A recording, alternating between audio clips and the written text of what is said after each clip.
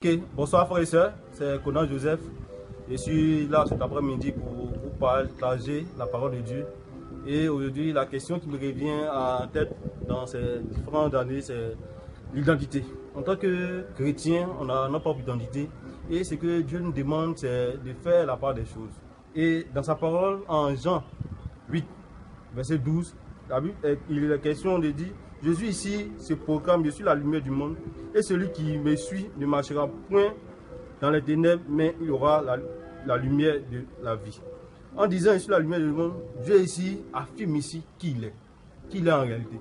Et de par sa mission, de par tout son parcours, on a vu clairement qui il était, et à un moment donné, il s'est rabaissé. Et en tant que chrétien ici, une chose, des principes de l'identité, c'est que tant qu'on ne sera pas sûr de qui nous sommes, on va toujours sombrer dans certaines choses.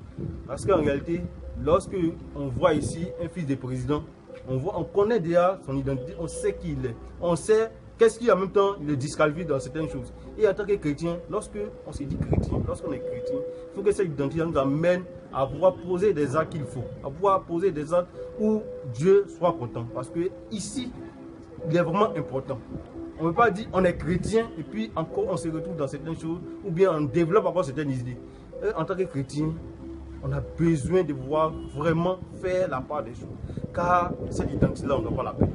Parce que si nous la perdons, nous avons tout perdu. Or, quand il y a une identité, et de par ton identité, il y a un comportement qui y va avec, il y a une attitude à tenir, il y a une image à garder. Donc, faisons l'effort parce que lorsque on n'est pas en train de valoriser notre identité, on va sombrer dans la détresse. Lorsqu'on ne sait pas qui on est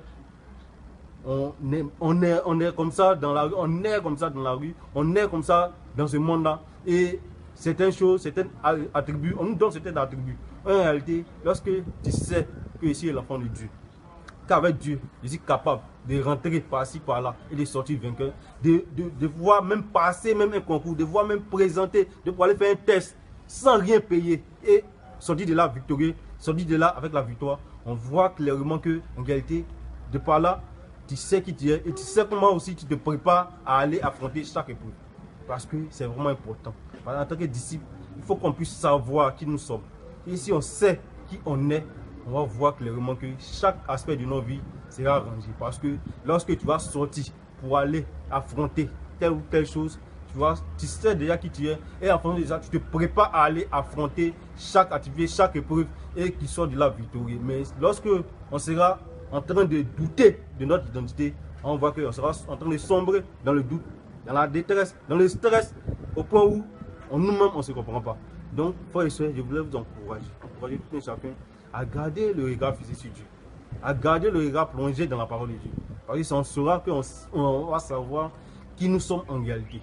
Parce que lorsque nous allons regarder ce monde-là va nous donner assez d'attributs, assez d'identité. Mais il faut que tu saches que tu es un enfant de Dieu, tu es un enfant choisi de Dieu, tu es un être à part entière et Dieu veut faire de grandes choses avec toi. Donc allons-y et fixons-nous sur Dieu, fixons-nous sur sa parole.